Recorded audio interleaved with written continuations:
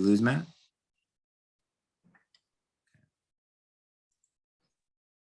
And we are now recording. All right, thank you. Hi, everyone. Thank you for joining us. I'm sorry we got a little bit late here. Our plan was to stream this on Facebook Live, but somehow that ability just disappeared as we were getting started here.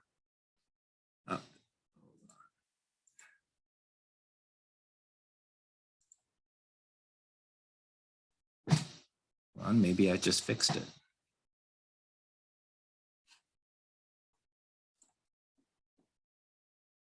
Wouldn't that be nice?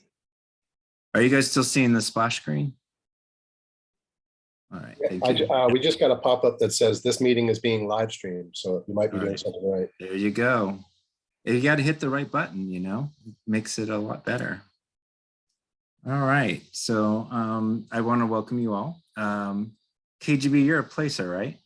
I'm a placer. Yeah. Okay. Cool. I'm glad you were able to make it with us today. Somebody could put the spotlight on me so I can do some quick introductions here. Sorry, this is our second time doing this, and we are just rocking it out here. And I appreciate everybody that's here right now. The episode 2 of the Queerborhood leadership series is a discussion on the Queerborhoods. There's a lot of conversations that I've had with different leaders in different camps. In fact, a conversation I had with Christian Williams over at the BAAAHS camp was one of the inspirations for making this get together happen. You know, I've talked to other leads who've got some great ideas for 2022. And I've got a lot of feedback too. Some people have some different points of view on how they even want to approach getting out to the burn. One of those is, you know, hey, we want to take it easy, or we want to start doing things a little bit differently and taking a different spin. And so I've invited some camp leads here to kind of talk about what they're doing. And I did focus on people in the leadership part of this, or I'm sorry, in anchor camps, and wanted to hear from them and some of what they were going to do. I'm not sure who is here. So the people that I invited, if you would go ahead and introduce yourself, your name, your pronoun, your theme camp, and just a brief introduction, that would be great. Can I call on Lauren to go ahead and start first? Because that's the person I can see. Yeah, I think I'll start. I'm Lauren, otherwise known as Ren. I go by both names, but I am one of the camp leads for Camp Beaverton. I have been involved with that camp for many, many years. And yeah, do you want me to say anything more, or just that? Pronouns she, her. No, that's great. I appreciate that. Thank you. I also see Brian. Would you go ahead and introduce yourself? Brian, me, Brian? Yes, you, Brian. Hey, sorry, I was on Google Meet. 1 second. Oh. I'm Brian Metzler. Client name is Clever, and I'm here talking to you from the comfort and joy perspective. Let me turn my camera on. Stand by. Okay, there I am. Hi. Clever, what platform are you on? Because I'm in the Google Meet too, and I can't hear anything. Well, I switched over to Zoom. I only got a Google invite. Okay. Yeah, sorry. I was spastically trying to type a few things out and get things working here, and I forgot to remove the Google link that was in there. Okay. But go ahead, Brian. Your camp, your pronouns, and just a brief introduction. Comfort and joy, he, him. I don't know. Longtime camper, first time mayor. This will be my 10th burn since 2002. 5th burn with Comfort and Joy, like start to finish. You know, open the trailer to close, 2.5 weeks, all that stuff. And just sort of working through all the various complexities and anxieties of being a mayor, and also trying to keep a perspective on the larger Queerborhood, Comfort and Joy's position there, and all of the ways that we relate to everybody else, and appreciating this group. So there. Hi, everybody. Thank you. Let's see. Since KGB, you're here and joined us, why don't you introduce yourself as well? Sure. Hey, everyone. KGB, I've been going to Burning Man since about 2007. And I'm the lead placer in the 430 sector. So I am interested in, the title said Queerborhoods S with, plural. So I figured that I should join because of the new East Village that's being sort of built in the 430 sector. And I'm just very interested in the topic. Awesome. Thank you very much. James, I see you popping in here. We're doing introductions right now. If I could get you to introduce yourself, your pronoun, and just a brief introduction about yourself as well. James? Yeah. Hi there. Sorry about that. I'm currently in the Google thing as well. Trying to switch it over on my iPad. Hi, James Ward from Glamcox. I use he, him pronouns. Sorry, I could barely hear what you said, so I think I've caught up. Sorry, thank you so much. Yeah, and sorry about that. It was a big goof up on my part. We were trying to iron out the bugs before we got the meeting started, but apparently I left a couple bugs in the burner there. So a majority of the people that I've invited are actually here at this time. One of the people that I was hoping to have here today was Ariel Vergosen from Gender Blender, who happens to be in the forest at a retreat right now, so is unable to join us. But I would like to say that Queerdome is still looking for people. So anybody who would be willing to help support this amazing project, please check them out. We'll make sure we'll get some links out there and help get that promoted. But Ariel Vergosen, AKA Trixie Lamont on Facebook, is somebody that I encourage you guys to reach out to find out about Queerdome. All right. So in the course of conversations about what's coming up for Waking Dreams this year, I've had a lot of discussion with different camp leads about plans that were, I'll give you an example. Like my first year at Burning Man, that was really great. And the next year I had planned to build the biggest camp you've ever seen. It was going to be the best, but well, there were some great ideas out there that just didn't take flight, but in the excitement of it, there's great ideas that are being passed around and people are sharing some really cool things. And there's going to be changes for other camps. And I was hoping to get you guys to be able to share that information and maybe get a little bit of networking here. Ren, do you want to, what's going on with Beaverton this year?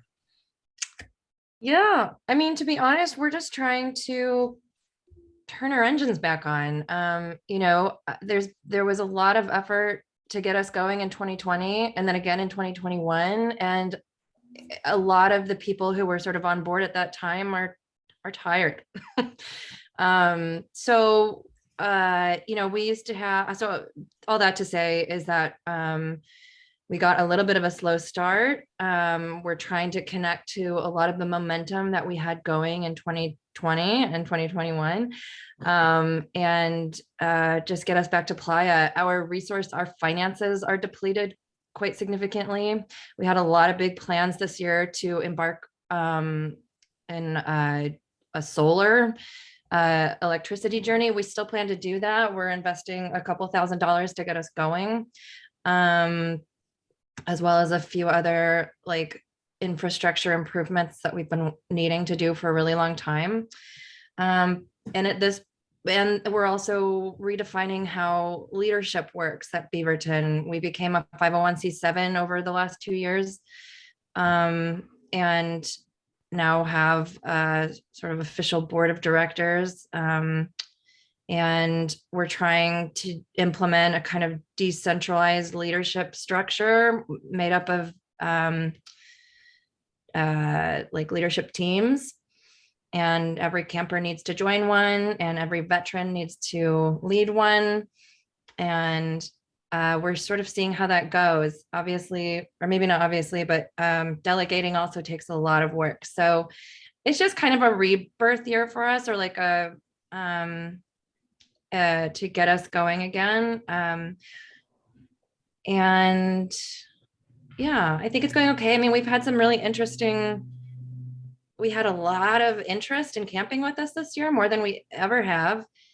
And a fraction of them have tickets at this point. So we're sort of also wondering about our budget from that point of view. If really only maybe half of the folks that apply to camp with us actually get a ticket and go, what does that mean for our dues and budget? So there's just a lot of conversation happening right now on the board level, and figuring out how to set us up for success this year in a way that helps us like meet sustainability goals and DEI goals.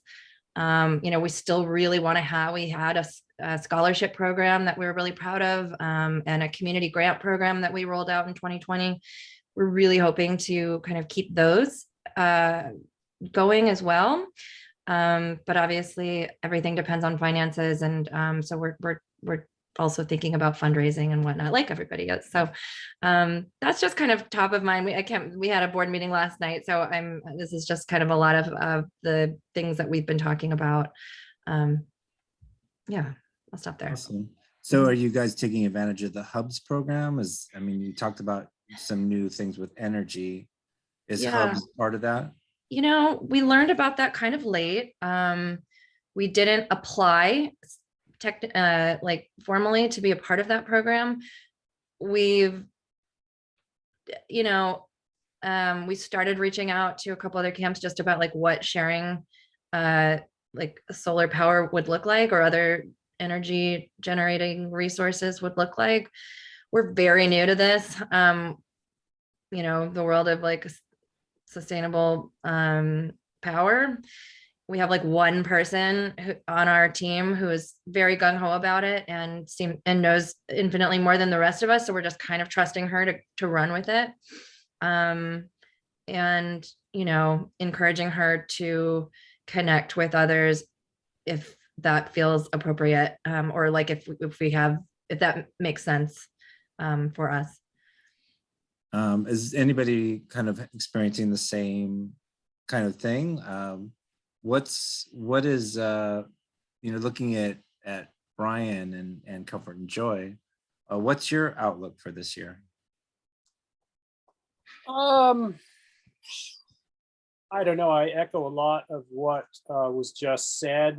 Definitely, waking up and getting the seeds germinated, and the first sort of green shoots are coming up into the sunlight. We definitely have had some serious financial challenges like everybody else, although our revenue is picking back up with New Year's Eve Afterglow and these touch events. We feel like we're going to have some money, but certainly not the kind of budget that we have had. We are also looking at some serious leadership adjustments. I don't know, I assume everybody else has experienced this tendency of Burning Man to exhaust and, traumatize and burn people out, like really out. And a lot of our senior, more experienced people who also are older, were advocating very, very strongly for a much smaller camp, like going down by 60% in our numbers, which would take us from 160 to about 90. Oh. And we tried very hard to work with that. And we just found that when we looked at the actual number of hours that we expect people to work to do essential camp necessities, like serve food and change water and clean up the afterglow tent, all those things that have to be done, if we take the number of people down across, even taking out like a meal a day and taking out an entire structure and all of its programming, people would still end up working, instead of the already onerous, like 14 hours during the week, it went up to like 17 hours a week. So cutting the numbers had exactly the opposite effect that we had hoped. So Wow. we've gone back to our, probably up to 150 people in the camp, and all of the complexity that entails, especially around the kitchen and the Nevada State Health Department licensing and inspection process. And we've had some serious leadership attrition. We don't have an identified kitchen lead right now. We don't have a water provision, sanitation, health monitoring lead right now. But we have gone to, we've for many years had a mayor of the camp, like many people do, but this year we have 3 mayors. And we're trying to spread that out. So we don't have a kitchen lead, we have a kitchen team, so that we're trying to focus on essential self-care in these leadership positions, so that they don't, I think Burning Man just does this because it pushes each of us to such limits and such lengths and such, personal expectations of our own performance, which are often unrealistic. But we're trying to ramp that down a little bit and create a healthier context for leadership. And how do we, lead other people into leadership? And what do all those things mean? So we're definitely asking all those questions. And we're going to have to cut some services. We're going to have to cut some of our comforts and amenities. Comfort and Joy is pretty comfortable. And it may not be as comfortable this year. And then there's the other question, like, okay, do people still pay the same amount of dues for less comfort? I don't know. And there's the very real thing, like you cut 60 people out of the camp and you cut $20,000 of operational budget out of the camp. So, these are the discussions we've been having. And we've actually been in kind of this terrible analysis paralysis about it for like 2 months. And we have finally just decided we're going to do it and we're going to make it happen. And we feel like we've got 4 months to make it happen, but it's not easy. And I look forward to what manifests. But the process, I think, is going to be difficult. And there's going to be a lot of strong discussions and probably some hard decisions to make. So that's that's a lot. I mean, there's a lot, of changes that we're facing as we go into this year. I've been focusing a lot on the West Village, what we're calling basically the 730 sector. James, what's going on with Glamcox in this? How does this give you, has this sparked any thought in this discussion so far? Well, it feels good to hear that other camps are struggling with the exact same thing, just in like a camaraderie sort of sense, but we are going to be bigger than ever this year. 2020 was going to be our 10th anniversary on Playa. And so we had 10 years worth of former campers that wanted to come back. And I think after this break, we've had more interest than ever of people wanting to return back to the camp, some changes happening all the way from the top down that are welcoming a lot of people back into the fold. So going into this is the largest year ever in terms of interest, but realizing that it's the smallest year from ticket allocation. And obviously, I'm sure all of us are on the same page with this. And I saw your note in the chat, but we're at less than half of our campers have tickets. And we've been doing everything right. So there's a lot of anxiety around that. And there's a lot of just kind of hopeful optimism that the ticket situation will be resolved and that we'll figure something out. Beyond that, we've had to adjust a lot of the programming. We lost a lot with our truck being stolen in 2019.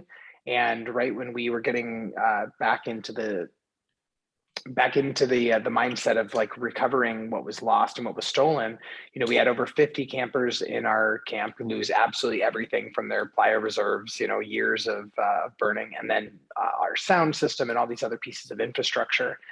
And then we were able to raise quite a bit of money through a successful fundraiser. But once COVID hit, we had a lot of people who requested receiving their money back, which was great. Like we understood that that was going to be the main focus. So fundraising has been a big thing. We're really hoping to be able to reallocate some of the assignments, kind of like the chores on Playa, similar to what Comfort and Joy is doing. But it's a bit of a catch-22. Like, do we go for a smaller camp size, but have everybody do double the work? You know, do we adjust our programming? We don't want to lose a lot of what makes us in terms of what we can offer to the Playa, but we're going to have to cut down on parties. We're going to have to cut down on stuff until we can figure it out. Oh, it's forcing us to kind of look at things differently and making a whole new approach to what we're doing. I want to bounce over to Joel and kind of tap into the East Village. Joel is part of Future Turtles. Do you want to do a brief introduction of yourself too, and then maybe talk about how your camp or camps around you are being affected by this as well? Sure. Although I'm not sure if we're still in the East Village, but I'll tell a little bit of that story. So What's your camp name? Future Turtles. Okay. So I'm Joel from the Future Turtles. We were known as the Gay Turtles in 2019 and GTM in the Gay Turtle Makeout in 2018, which was our first year. And in 2019, we got placed at 4:15 in E just because I guess 7:30 was full. We were in a little mini accidental hub, I guess, or a placement designed hub that included several other gay camps. There was BAAAHS. Oops, that wasn't me, was it? No, sorry, that's me. Phone sounds the same. Big one, there was BAAAHS. There was Astro Pups, Beard House. There were a few other dilated peoples. Were all in the same neighborhood as us. There wasn't a lot of coordination at the time. So it didn't feel like a gayborhood other than the fact that there were a lot of gay camps together. It didn't have that vibe of 7:30 where, you can kind of walk down at any time and find something going on.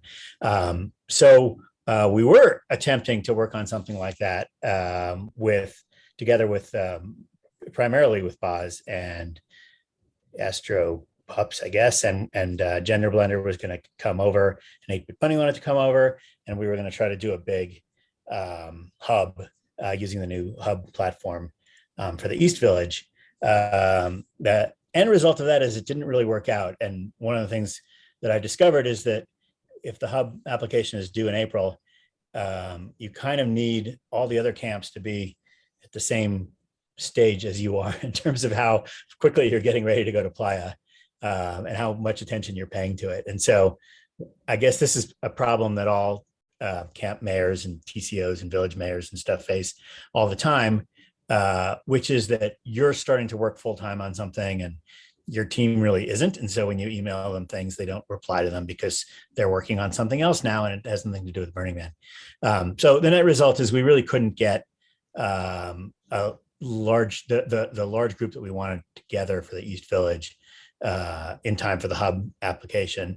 In the meantime, I was really eager to try it out and I wanted to share a generator and so forth. And so Future Turtles joined with 3 smaller camps, not as big as BAAAHS, but Gender Blender and 8-Bit Bunny, whom you all know well probably, and a new camp called Chez Soi, which is going to be new this year. And we made sort of a smaller hub, which is 4 camps of 20 to 40 people, 20 to maybe let's say 75 people each.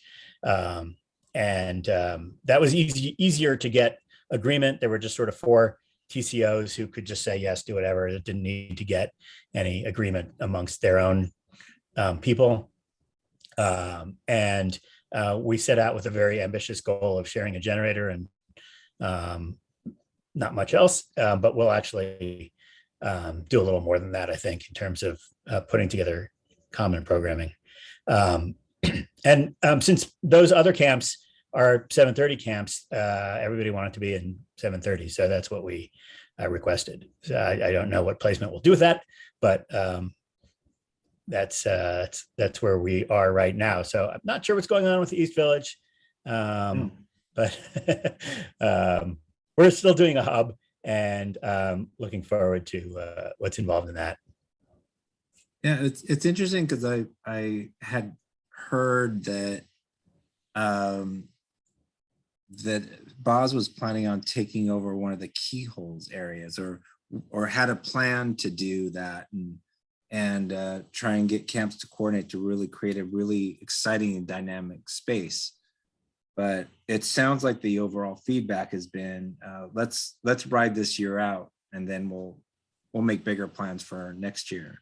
Did you hear anything similar to that? Or? Yeah, I mean, that could be. There was sort of one of the problems that happened is that when you have multiple large camps or multiple camps that are trying to do a lot of interactivity, which we had 5 camps in our hub that all wanted to have a pretty big interactive program. I mean, Astro Pups does something every afternoon. BAAAHS wanted to do a whole bunch of stuff in camp, which they had never done before. We were trying to do, we're going to do something every day. We're going to do a workout in the morning and a party every night. Gender Blender has a whole schedule of things. 8-Bit Bunny has a 24/7 steam bath shower thing besides their other various events and parties.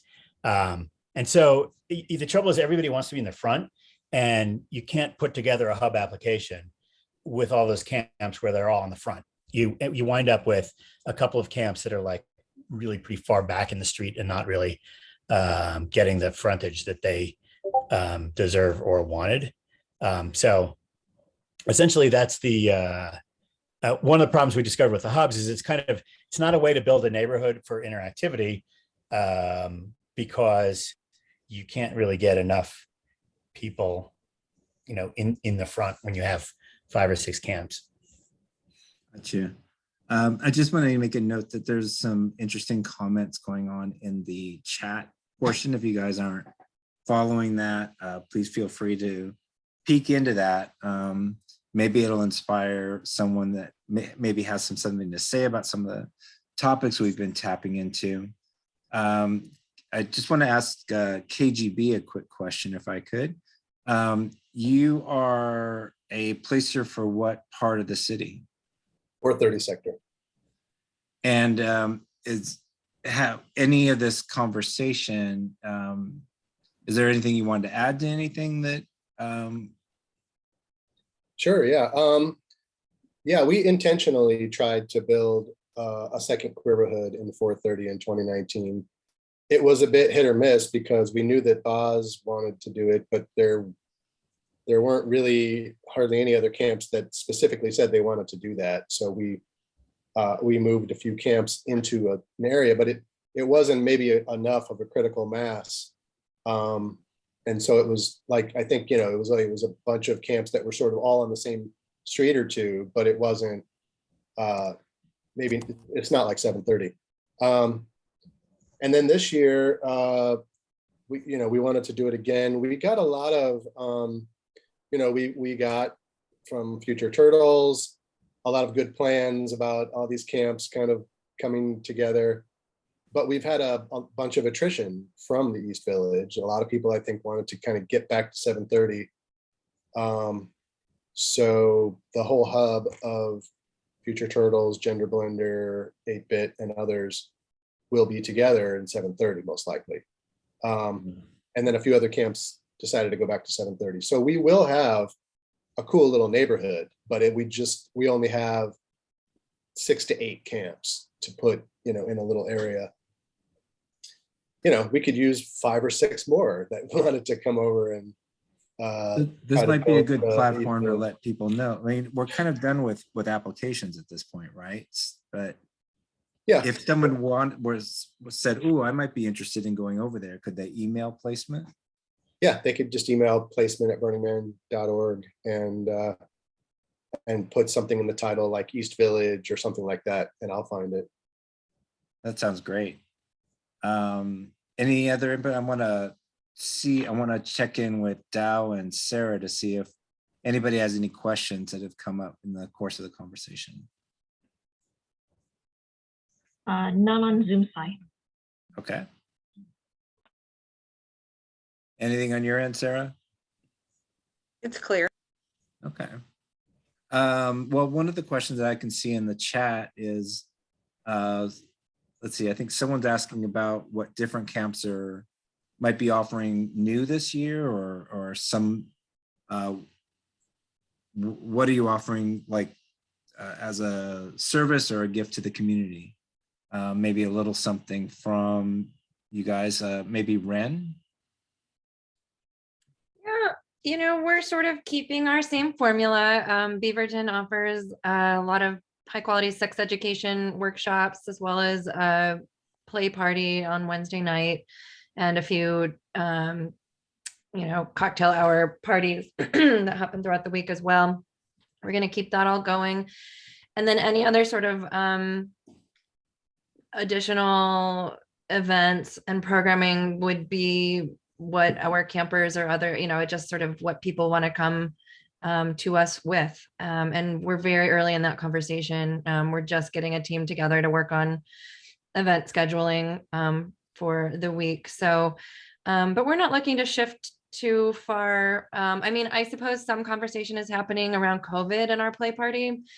But that was a much bigger conversation for the couple months we thought Burning Man was happening in 2021 than it is now. We're sort of taking, we've talked about potentially like leaving the cover off the dome and allowing for some additional airflow, but I don't think any of that we're going to do. And, just like when you enter into any play party, you assume some type of risk, and, COVID will probably be just part of that.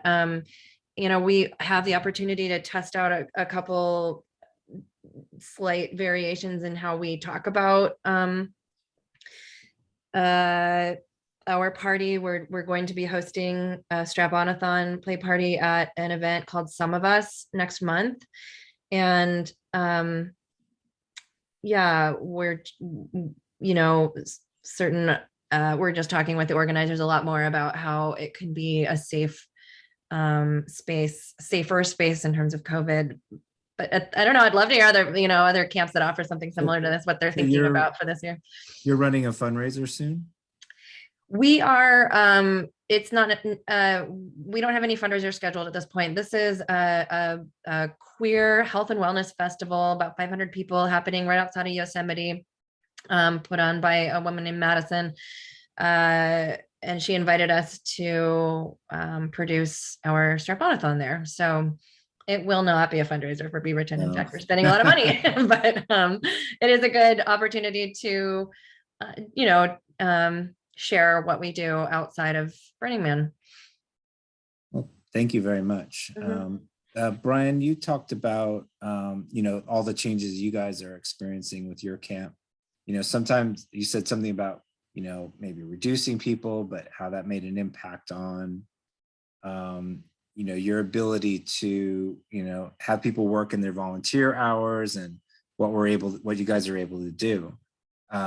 But you also talked about some of your structures not being put up, right? As you've done in the past. Yeah, we have one structure. I don't know if you're familiar with it, the tiara. It's that sort of octagonal shade structure. It's kind of huge. It was built as a way to provide, it was sort of, we called it like the queer temple. We wanted to move our programming out of the space of the Afterglow tent, not interrupt the activity of the Afterglow tent, not have the conflict between, the consensual play space of Afterglow, which people really seem to want, and, and programming, like whatever, the stretching to Pink Floyd and the naked figure drawing and all this stuff. But the tiara, it's just so time consuming and so heavy and so impossible to build. It needs a crane. It needs like 20 people to do it. And we decided not to do it this year. So that pushes like this whole thing, like where do we put all this programming now? But it also takes this massively time consuming build and strike component out and satisfies the overwhelming request from almost every camper to do less, be less tired. You want me to come here to do this build for 7 days, and you want 15 hours of my time during my burn, and you want me to stay for 3 days to strike? It's like, okay, wait.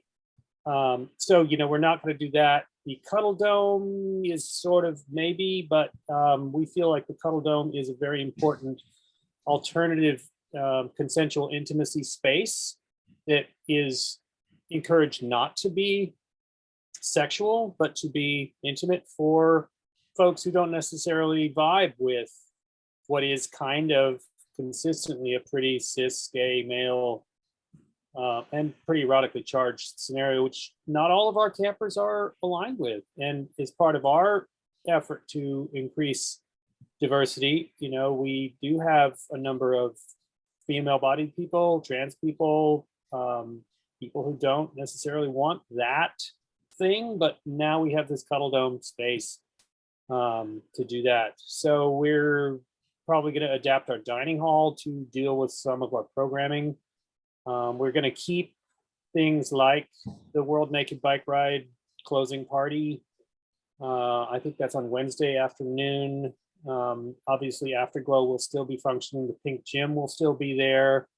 We're trying to make an effort to demasculinize the Pink Gym, which was always intended to be like a tongue-in-cheek, pink painted genderfuck gym, which has kind of become like this sort of, bunch of guys in Speedos working out, being all masked and stuff. And people have given us a lot of feedback about that this is not really the queerest pink gym we've ever seen. So that's something we're looking at very carefully.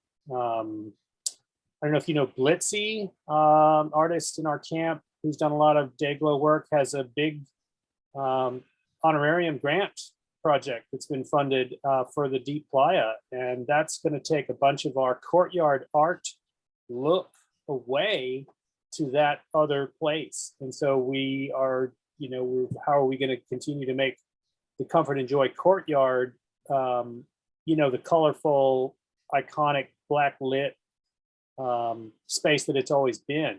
And, that's so much of our mission. That is our mission statement, right? Is to develop queer art on the playa. And so that's a big call out for how to improve, augment, reorganize the courtyard. And we're prioritizing the camp, the backstage, with our backstage lounge, which I think the Glamcocks do, shading most of their campers. We've created this sort of central shade structure in the back, which is our private gathering space, back of house, and trying to focus on that aspect of self-care and the sort of low and lovely vibe that's so necessary to keep people's nervous systems calm and, keep it down and keep it chill back there in the backstage lounge. So those are some of the things we're working on. Simplifying the kitchen, going from 2 fully prepared meals every day to just 1. And, making the continental breakfast. Our kitchen meal situation had just gotten to be luxurious to the point of excess, with the associated massive consumption of volunteer hours, massive consumption of water, massive consumption of propane, massive problem cleaning up pots. It just got to be too much. I mean, who's hungry out there anyway? So a real fundamental rethink of the kitchen and what we're going to offer there and what level of luxury, and sort of carefully crafted gourmet meals, which are wonderful, but just too much. So those are some of the directions we're going. Right on. And what about you, James? I know you mentioned some of these changes during your introduction, but share with us a little bit about what's going on with Glamcocks. Okay, so historically we would do 3 evening parties. So Tuesday night, Wednesday night, Thursday night, then a Friday day party, as well as coffee services each morning throughout the course of the week, and then a coffee party, like a bigger brunch on Friday before our day party. So that was a lot. and it turned into a lot of maintenance. Because you're right, like we do have the shade structure, we do have the cock tower, we have a lot of like major infrastructure that makes build and tear down quite extensive. But then hosting 4 full parties pretty much every day. And so, excuse me, starting with the coffee, ending with the nighttime parties, it's a lot. The back-to-back was really draining people. So we're trying to align. I think we'll be eliminating one of the major parties and kind of refocusing that energy elsewhere. We will still be having a lot of our like cock talks, or our kind of more like, what do you say?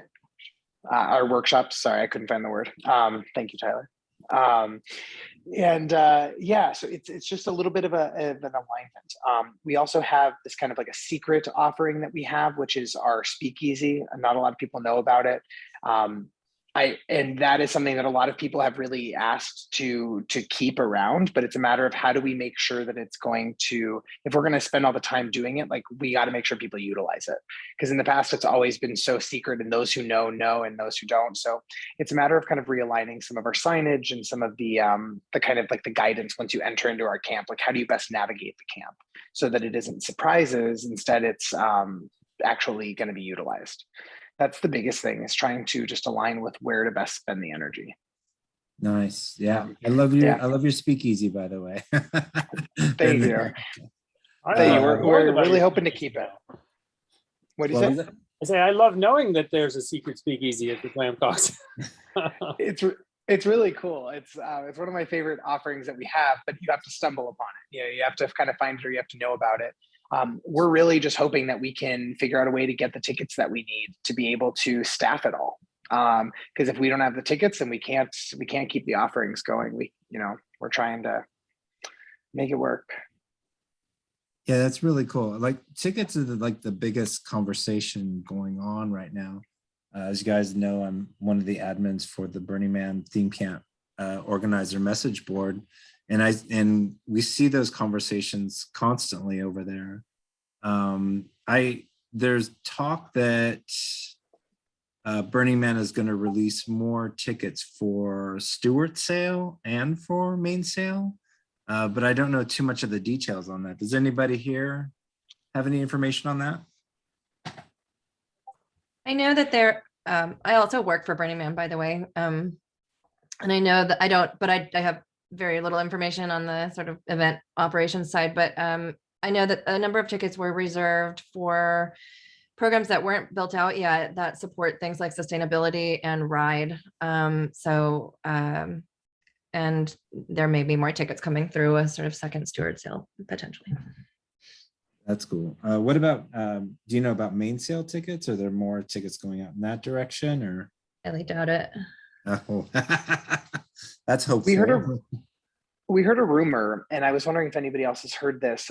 One of our campmates here in San Francisco was contacted by a friend who is saying that there is an allotment of tickets more on the D&I spectrum, and that it's like kind of an opt-in program. So it's from the ticket aid allotment that is specifically for the burners of color, but there's no information found anywhere. And some of my campmates have been really hesitant to give their information, like their burner profile, email address, and such, without knowing what's happening with it, because there's no documentation anywhere. Does anybody know anything? There's not any. That program is still being developed. So that's what I was saying about the radical inclusion, diversity, and equity. There will be tickets coming. I have no idea what that's going to look like and how those tickets are going to be given. But yes, that is why a chunk of tickets were sort of held back, so that they could develop that program. And I'm hoping very soon that they'll release information about it. No, it's fascinating. I didn't know anything about it. So we're about 45 minutes into this so far, and we've actually covered some of the topics that I was hoping we would tap into today. Does anybody have anything they'd like to bring to the table to discuss further? The hubs thing that's coming up, I know that's a big deal for Burning Man. Is everybody participating in that? I think we heard some conversation that that some people were. No? Okay. We've been asked by a couple of folks. We're not exactly sure what that looks like. I mean, how do we share our generator if you are across the street, for example? Fundamentally practical things like that. Like, how do we share water resources if we've got to run a pipe for 50 feet? So I think it's a great idea. The actual boots on the ground practicalities of it, I think, are going to have to emerge after this year. We're certainly willing to help and share, and we always have, but I just don't know the details of how that's going to shake out. Hmm. Well, the Hubs program sounds really interesting and exciting. Galaxy and President talked about that along with Level at the last meeting. And you guys can see all that information from our website, queerburners.org. You'll see the whole video from the previous meeting. And of course, this meeting will be published up there as well. If anybody wants to tap into it. In next month, we have a roundtable discussion featuring Harley Dubois from the Burning Man Project, Chief Culture Officer. And we'll be talking about queer participation at Burning Man and a little bit of queer story going on there. So hopefully you guys on May 7th will be able to tune in, or if you want to participate in that conversation, you are welcome to. We'll just have to reach out to me so we can get that set up. What time of day? May 7th, it's on Saturday. Daytime or nighttime?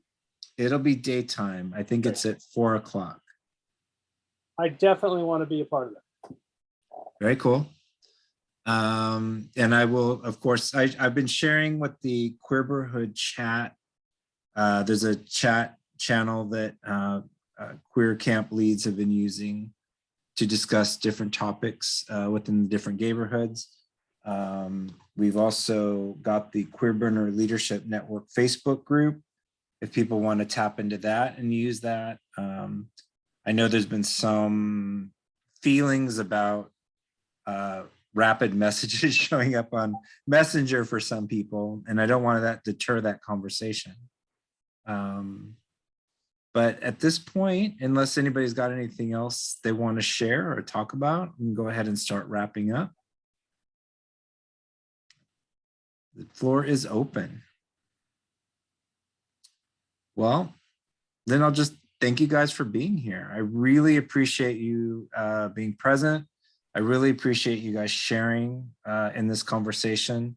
I make a note again for Queer Dome. This is a really great project that I don't want to see get lost this year, if possible, because they do offer a service right in our neighborhood that would be greatly useful for our community. Dal, you had a question? Yeah, actually, this is a very noob and probably beginner's level question, and that's because I didn't utilize my time on the BAAAHS, so I apologize. But I was wondering, since seeing the team, seeing everyone's faces as white male, I take it as a grain of rice. How do you ensure, as like within the leadership team, how do you ensure to welcome, someone like myself, gay female, into the camp? Like, what are the intentions, I guess, or background on that? I'm just curious. This is for anyone that likes to explain that to me. Yeah. Or maybe not at all. If we've never think about it, it's like, oh no, we have so many non Caucasian audience that it never crosses our mind. Yeah. Because honestly, when I was on the playa, almost 99% are white, right? It's like when I see someone Asian, I'm just like, oh my God, there's my people. Well, it's certainly a top of mind organizational priority for Comfort and Joy, and it has been for, gosh, since some things really erupted in our camp, in our group, in a very in-our-face way that brought this whole situation very much to our attention. And not that we're not aware of the predominantly whiteness of Burning Man as an organization, but we're certainly trying everything we can to encourage all participation. We've appointed an EDI officer to the board who is a professional in this arena, and our communications is running through that lens. Our Happy Camper, camp application process is this year for the first time being looked at through that lens. It's a tough problem because it is this white place. It is this white world, and I think I don't know how to answer your question, like how are we doing it, other than to say that we are trying to look at the question in a very circumspect and thoughtful way, and realize our own biases and predispositions and change our behavior and make welcoming spaces, for people of color, for trans people, for, heterosexual women who like to camp with us, whatever it is, like you can come. And trying to, like, that's the whole genesis of the Cuddle Dome that I spoke about earlier, was like, and the Cuddle space at our big fundraising parties now in San Francisco have a huge dedicated space that is this sex neutral, not overtly sexy space, but is safe for exploration for people, differently bodied people, differently gendered people. So those are some of the things we're doing. I don't know if that's a helpful answer. No, that was perfect. Thank you so much for sharing, Brian. Sarah? Yes. So I'm with a camp called Land of Monkey. We're in the 730 sector, and this year's application, we identified ourselves as a straight friendly camp. And to answer the question of how we would welcome you in, for whatever your identity is at all, we start with the interview that people do. Like, you fill out a Google form that you're interested in the camp, and then the next thing you do is have an interview with someone on our leads team. And we take that time to get to learn about you and get to hear why you're interested in Burning Man this year, and why you're interested in Land of Monkey specifically, and what, what is important to you, and how you can be supported, and what kind of support you can expect from the community. And we have a very diverse camp of different everythings. And it's really, that's one of the beauties of what happens at our camp. And so I think another thing that we do, that's to really help acculturate anyone, is like, for new people to the camp, we have like Zooms that are specific to new campers. And we're working on this like epically long like slide deck, but in that includes like the resources of the Queer Dome. And in that slide deck includes like the parties not to miss, like a cultural thing for our campus to always go on the naked bike ride that was talked about from Comfort and Joy. Like Comfort and Joy, I don't even know the specific of like things that Comfort and Joy offers, but so many of my campmates like utilize Comfort and Joy so much for different things. Like, it's an amazing gift on the playa. So I don't know if that answers your question, but it felt like something I wanted to share, like kind of answering the question from a different angle. Thank you. That was really helpful. Thank you, Sarah. Oscar? Hi, Oscar. Oh, thank you, Dow.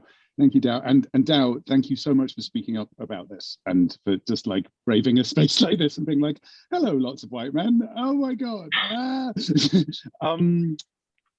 So yeah, I had a conversation a couple of days ago with, Playa Serendipity led me to meet a guy in the park who showed me his queer clothing brand he told me about, and then he showed me the pictures of it, and I'm like, this is a gay clothing brand, my friend. Everybody is like a muscular white man, and gay with a capital G. I live near West Hollywood, and then I hung out with him and a bunch of his friends, and there was one black guy who told me a bunch of stuff that I have heard before, but his frankness was very affecting about his experiences in West Hollywood in particular, about how frequently he is objectified for his race, and how he's always the side piece and frequently has white guys reveal to him suddenly that they're married, and so on, and this being sort of a regular aspect of his experience. And this is sort of sitting with me for a couple of days.